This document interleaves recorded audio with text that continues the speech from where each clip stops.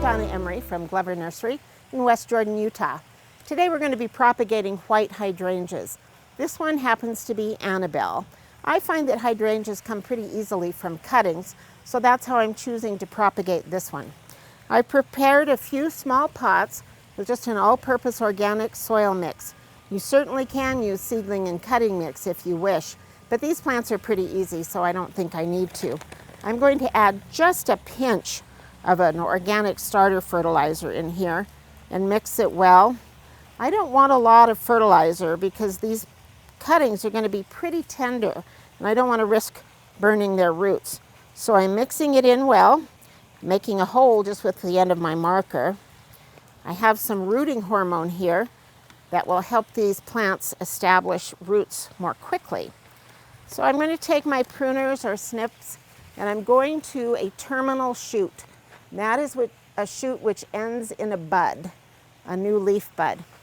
It is early spring here in Utah. I prefer doing this in the summer. Mid to late summer is best, but you can propagate them in the spring. I'm going to take a cutting, and on this cutting there are some leaf nodes right there. You can see those leaf nodes. I don't want to remove all of the leaf surface because I need that leaf surface to make food, but I also need this little leaf node right here to make roots. So I'm going to dip that leaf node in the rooting hormone, just a little bit clinging to the roots, and put it in the pot, buried so it's just below that next set of leaves. This wasn't a very long shoot, so I only have one set of leaf nodes to make roots. So let me see if I can find a longer one. Oh, this one will work.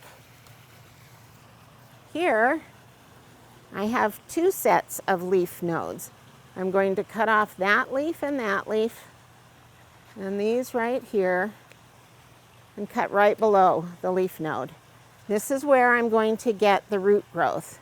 I'm going to trim back a little bit of the leaf surface so it doesn't lose as much moisture. Pinch of fertilizer, not much. Work it in. Make a hole with my marker. I'm going to drop that in so both sets of leaf nodes are covered.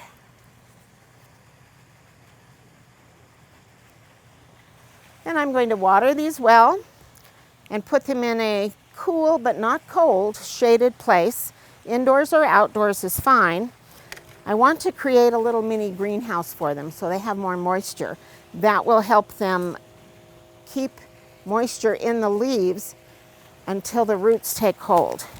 So I just have a plastic bag. I've put a long wooden stake in here to keep the bag from resting on the plants. I can anchor that bag with a rock if I'm doing it outside so the wind doesn't blow it away. Then I'm going to write either on my plastic bag or on a plant tag the name of the plant, this is Annabelle hydrangea, and the date. Put that in there. Sometimes I just write it on the plastic bag. Then I know what I have and when I struck the cuttings. It will take usually 4 or 5 weeks, depending on the weather, for these to root in. Once they have rooted sufficiently, I can transplant these into a shaded area of the garden. But remember to treat these like little babies. We have an incubator for them. We have to treat them like newborns. They need their water carefully monitored, not too much fertilizer or they'll burn. Just keep a careful eye on them. This is Donna Emery from Glover Nursery.